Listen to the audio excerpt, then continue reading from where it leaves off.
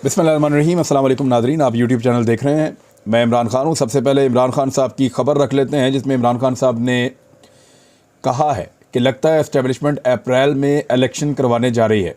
इमरान खान साहब का ये कहने का मकसद क्या है और इसके पीछे की कहानी क्या है, ये मैं आपको इस वीलॉग में बताता हूँ। लेकिन ज़रा पहले मुकम्मल तौर पर देख लेते हैं। सहाफ़ियों से बातचीत की है इमरान खान साहब ने।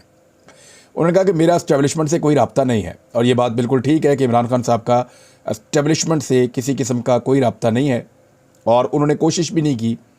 दूसरी जानिब एस्टेब्लिशमेंट में एक तब्दीली के बाद चंद पैगामात के अलावा कोई कोशिश हुई भी नहीं। और इमरान खान साहब ये कह रहे हैं कि एस्टेब्लिशमेंट में जब एक बड़ी तब्दीली आई है तो वो एस्टेब्लिशमेंट को मौका भी देना चाहते हैं कि पिछले 7 महीने में पाकिस्तान में जो कुछ हुआ वो अब होने से रुक जाए। हालांकि आज़म सवाती वाला मामला जो है वो बहुत डिस्टर्ब करने वाला मामला है, लेकिन इसके बावजूद इमरान खान साहब काफ़ी होल्ड कर रहे हैं और अपने कारकुनों को भी कह रहे हैं कि बिल्कुल एस्टेब्लिशमेंट को मौका मिलना चाहिए और एक फेयर चांस होना चाहिए, ताकि जो पुरानी और गलत पॉलिसीज़ हैं उनमें से वो बाहर निकलें। अच्छा, इसमें उन्होंने कहा एस्टेब्लिशमेंट अप्रैल में इलेक्शन कराने जा रही है। उन्होंने कहा ये लगता है मुझे, उन्होंने कहा जब 2 असम्बलियाँ टूटेंगी तो इंतखाबात तो करवाना ही पड़ेंगे। उन्होंने कहा कि असम्बलियाँ तहलील होने के बाद इलेक्शन ताख़ीर का शिकार होते हैं तो हमें फिर भी फ़र्क नहीं पड़ता। हमने फौरी तौर पर असम्बलियाँ इसलिए तहलील नहीं की कि इत्तेहादियों को भी मनाना था, यानी फ़ौरन भी कर सकते थे। इमरान खान ने परवेज़ इलाही से मुताल्लिक़ सवाल पर कहा कि 11 जनवरी से पहले एतमाद का वोट लेंगे। हमें कोई शक नहीं कि परवेज़ इलाही असम्बलियाँ तोड़ देंगे। अच्छा खिलाड़ी वही होता है जो हर बॉल ना खेले। देखिए, परवेज़ इलाही साहब तो नहीं चाह रहे कि असम्बलियाँ टूटें। दूसरा, परवेज़ इलाही साहब एक ऐसा लिंक है इमरान खान साहब और एस्टेब्लिशमेंट के दरमियान, जिनके ज़रिए से इमरान खान साहब को आइडिया हो जाता है कि एस्टेब्लिशमेंट के दिमाग में क्या चल रहा है। डायरेक्टली तो इमरान खान साहब की कोई बातचीत हो नहीं रही, और अब बातचीत कोई करेगा भी नहीं, और इमरान खान साहब खुद भी नहीं करेंगे। सूरत हाल आपके सामने है। लेकिन परवेज़ इलाही साहब से और मुन्निस इलाही से इमरान खान साहब की मुलाकातें होती हैं, और वो एस्टेब्लिशमेंट के साथ बहुत करीबी राब्तों में है, तो कोई भी सही बात तो नहीं बताएगा। परवेज़ इलाही साहब और मुन्निस इलाही साहब चाहते हैं कि ये असम्बलियाँ अपनी मुद्दत पूरी करें, और जितना मैक्सिमम हो सकता है परवेज़ इलाही साहब वज़ारत आला पंजाब में मौजूद रहें। पंजाब के वज़ीर आला रहेंगे तो ताकत उनके पास रहेगी। अब अगले इलेक्शन के बाद अगर पाकिस्तान तहरीक इंसाफ अक्सरियत में चली जाती है, वो तो दावा कर रहे हैं कि 3/4 अक्सरियत, चले 2/3 भी आ जाती है या सिंपल भी, तो वो परवेज़ इलाही को क्यों बनाएंगे वज़ीर आला पंजाब? ये एक बड़ा सवाल है जो उन सबके दिमाग में है। लेकिन इसके बावजूद इमरान खान साहब ने कई घंटे परवेज़ इलाही से और उनके साहबजादे मुन्निस इलाही से बातचीत की है, तो उसमें अंदाज़ा हो जाता है कि एस्टेब्लिशमेंट के दिमाग में क्या चल रहा है, अगर आप बार बार बात करते हैं तो। और इमरान खान आपको जानते हैं, आपके वो नर्व्स गेम के मास्टर हैं, और इंटेलिजेंस तो है उनके पास, इंटेलिजेंस भी है, और उसके साथ एक चीज़ और भी है, उसके बारे में कभी आपको फिर जो है वो बताऊँगा। लेकिन फ़िलहाल इमरान खान साहब ने कहा कि लगता है कि एस्टेब्लिशमेंट अप्रैल में इलेक्शन करवाने जा रही है। उसके रीज़न क्या है? एक तो उनको परवेज़ इलाही और मुन्निस इलाही से आइडिया हो गया, जो वो बात करते हैं कि होना क्या है, कि इनके ऊपर दबाव कितना है एस्टेब्लिशमेंट का, क्योंकि एस्टेब्लिशमेंट सबसे ज़्यादा दबाव मुन्निस इलाही और परवेज़ इलाही पर डालती। अगर वो दबाव डालने की पोजीशन में होते, या एस्टेब्लिशमेंट को ये लगता कि बहुत ज़्यादा दबाव डालना है, तो वो परवेज़ इलाही और मुन्निस इलाही पर दबाव डालकर गेम चेंज कर चुके होते। क्योंकि वो गेम चेंज नहीं कर रहे, और ये दोनों वालिद और बेटा इंटैक्ट हैं इमरान खान साहब के साथ, तो उससे उनको अंदाज़ा हो रहा है कि एस्टेब्लिशमेंट की ख्वाहिश तो हो सकती है कि इंतखाबात इकट्ठे हों, देर से हों, लेकिन ये नहीं है कि एस्टेब्लिशमेंट उसके लिए किसी भी हद तक इस वक्त जा रही है। ये मैं आपको गेस वर्क बता रहा हूँ इमरान खान साहब का, उनका आइडिया। दूसरा, इमरान खान साहब को जो उनके साथियों ने कुछ ने ये क्लेम किया कि उनको टेलीफोन कॉल्स आ रही हैं, उनको रब्ता किया जा रहा है और उन पर दबाव डाला जा रहा है कि एतमाद के वोट के लिए वो ना पहुँचें, वो ना आए। तो ये जो दबाव डाला जा रहा है इमरान खान साहब के कुछ साथियों के ऊपर, उस पर इमरान खान साहब ने लोगों को बुलवाया था। 2 ख़वातीन ने क्लेम किया था, जब उनसे पूछा गया बार बार, तो उन्होंने कहा जी ऑफ़र्स आ रही हैं, अननोन नंबरों से आ रही हैं, हमें ये कहा जा रहा है कि पैसे दिए जाएंगे। तो इमरान खान साहब को ये आइडिया हो गया कि ये ख़वातीन पक्की बात नहीं कर रही। हो सकता है इनको कोई कॉल आई हो अननोन, लेकिन हो सकता है कि इनको ना आई हो, क्योंकि अब इंतखाबात करीब हैं और तमाम मखसूस नशस्तों पर जीतने वाली ख़वातीन ये चाहती हैं कि उनको आइंदा टिकट ज़रूर मिले। तो मुमकिन है कि ख़वातीन ने इसलिए अपनी वफादारी शो करने के लिए झूठ भी बोल दिया हो। हाँ, मैंने पाकिस्तान तहरीक इंसाफ के एक बड़े करीबी रहनुमा से पूछा कि अगर तो टेलीफोन कॉल्स आ रही हैं और कुछ लोग क्लेम कर रहे हैं जनूबी पंजाब से आपके, तो कार्रवाई आप क्या कर रहे हैं? तो उन्होंने कहा जी, जब हमने उनसे डिटेल में बातें जानने की कोशिश की तो ये तो ज़रूर साबित हो रहा है कि उनको लालच के लिए कॉल्स आ रही हैं और जानने वाले लोगों के ज़रिए से करवाई जा रही हैं, लेकिन डराने और धमकाने वाली कॉल्स अभी तक कोई अपने पाँव पे खड़ा नहीं हुआ जो कह रहा हो कि डराने और धमकाने वाली कॉल्स आ रही हैं। तो इसका मतलब है कि एस्टेब्लिशमेंट के कुछ लोग शायद वो ये खेल खेल रहे हैं ज़रूर, और वो इमरान खान साहब के साथ पर्सनल हुए हैं, जिनको इमरान खान साहब की वजह से उनकी शोहरत को नुकसान पहुंचा या उनके मामला जो हैं वो बहुत एक्सपोज हुए और वो मुश्किलात का शिकार हुए माजी में, या कुछ हमारे साथी ऐसे भी कहते हैं कि बाकियात मौजूद हैं एस्टेब्लिशमेंट की पिछली सोच की, और वो कोशिश कर रहे हैं कि कुछ करके इमरान खान साहब को इलेक्शन ना मिले इस वक्त, क्योंकि इमरान खान साहब अगर पूरी ताकत के साथ वापस आएंगे तो कम से कम उन लोगों के लिए अच्छी खबर नहीं होगी जिन्होंने इमरान खान के लिए ज़मीन को तंग करने की कोशिश की है, या इमरान खान के साथियों के लिए, और जिन्होंने रजीम चेंज ऑपरेशन के दौरान जुल्म और सितम किए हैं। तो इसलिए वो अपने तौर पे कुछ ऐसा जोर तो ज़रूर लगाते हैं कि इन्फ्लुएंस करते हैं, लेकिन पॉलिसी के तहत गालिबन इतने बड़े पैमाने पे कार्रवाइयाँ नहीं हो रही जैसी माजी में होती थी। हाँ, एक एपिसोड हुआ है और उसके बारे में बहुत ज़्यादा शुबा किया जा रहा है कि ये दुरुस्त है, और क्लेम किया जा रहा है कि मुबैना तौर पे जो चीफ सेक्रेटरी पंजाब के हैं उनके साथ अब्दुल्ला सुंबल साहब के साथ कुछ थोड़ा सा सख्ती की गई है, या उन्होंने ऐसे हालात देखे हैं जिसमें उनके ऊपर दबाव था। क्योंकि देखिए, चीफ सेक्रेटरी जो है वो बराह रास्त वज़ीर आला पंजाब के अंडर काम करता है। ऐसा मुमकिन नहीं है कि गवर्नर से डायरेक्ट ऑर्डर लेकर वो नोटिफाई कर दें कि जी वज़ीर आला फारिग हैं। ऐसा होता नहीं है, और ये इस तरह से हुआ है। अब इसके पीछे कहा जा रहा है कि कुछ ताकतवर लोगों का हाथ है, और पंजाब के बहुत ताकतवर आदमी के बारे में कहा जा रहा है कि वो इसमें इन्वॉल्व थे ज़ाती तौर पे। लेकिन क्या ये एस्टेब्लिशमेंट की पॉलिसी है? मैं फिर आपको कहूँगा कि साबिर शाकिर साहब की बात को फेंका नहीं जा सकता, और कुछ और तज्ज़ियाकार भी ये कह रहे हैं कि पिछली एस्टेब्लिशमेंट की कुछ बाकियात गालिबन उनसे सब्र नहीं हो पा रहा कि अगर इमरान खान साहब इलेक्शन के नतीजे में आ गए तो मुश्किलात पैदा हो जाएंगी मज़ीद, और गुस्सा भी है, रंजिश भी है। तो ये चीज़ें, मैंने आपको कहा ना कि ज़िद और अना की वजह से तो पाकिस्तान यहाँ तक पहुँचा है।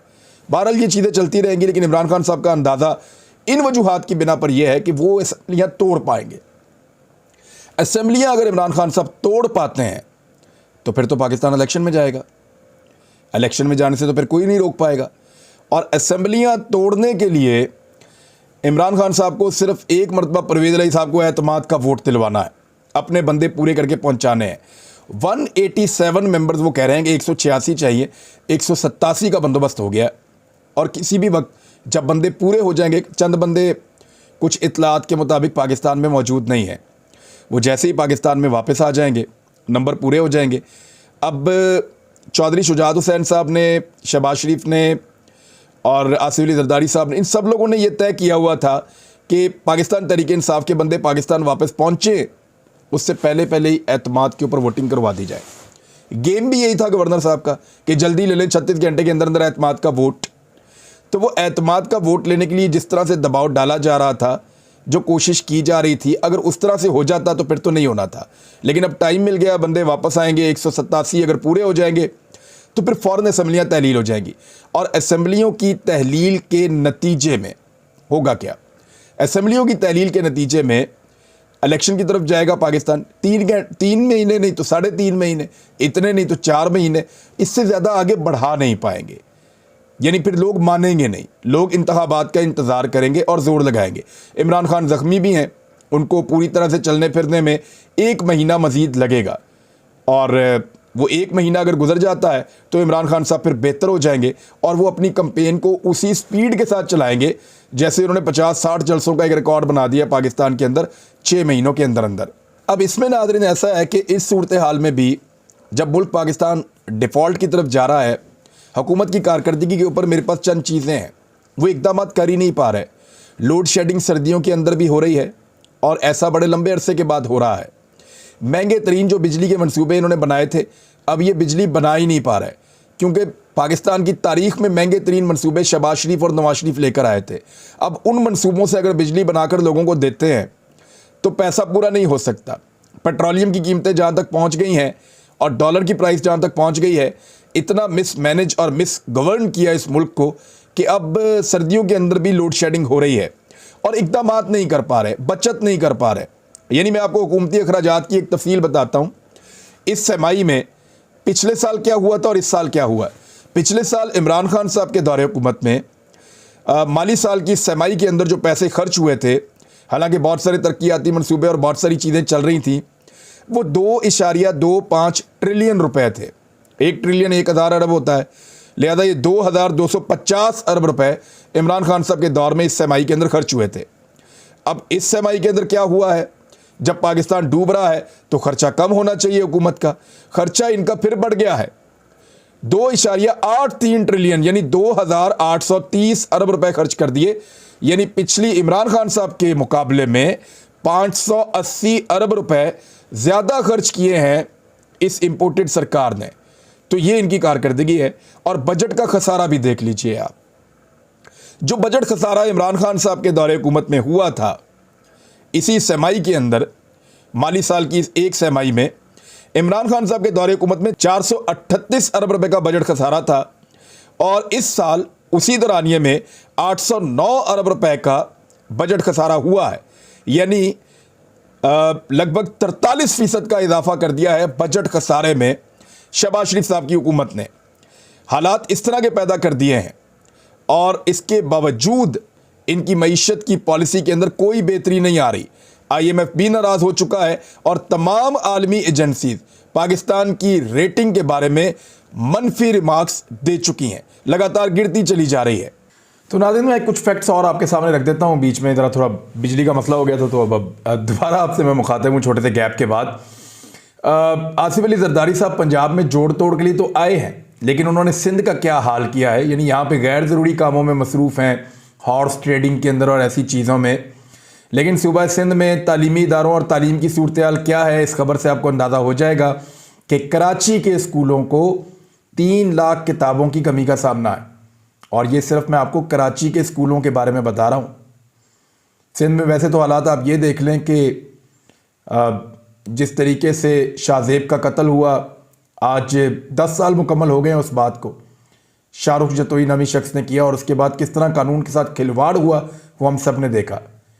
कैसे उस फैमिली को भी हरासा किया गया, उनके जानने वालों को भी हरासा किया गया, किस तरह सारी गवाहियाँ और किस तरह सारे शवाहिद ख़त्म किए गए, फिर किस तरीके से VVIP प्रोटोकॉल्स दिए गए और किस तरह फूलों की पत्तियाँ निछावर होती नहीं और विक्ट्री के निशान बनते रहे। ये सब कुछ हमने देखा है, अपनी आंखों से देखा है। तो उसी सिंध के अंदर जो है वो टेक्स्ट बुक बोर्ड के तहत सरकारी स्कूलों को मुफ्त किताबें फराहम करने का दावा तो किया गया था, लेकिन तालीमी इदारों में बदतरीन किल्लत का सामना पेश आ रहा है। कराची के स्कूलों में 3 लाख किताबें जो हैं वो कम पड़ गई हैं।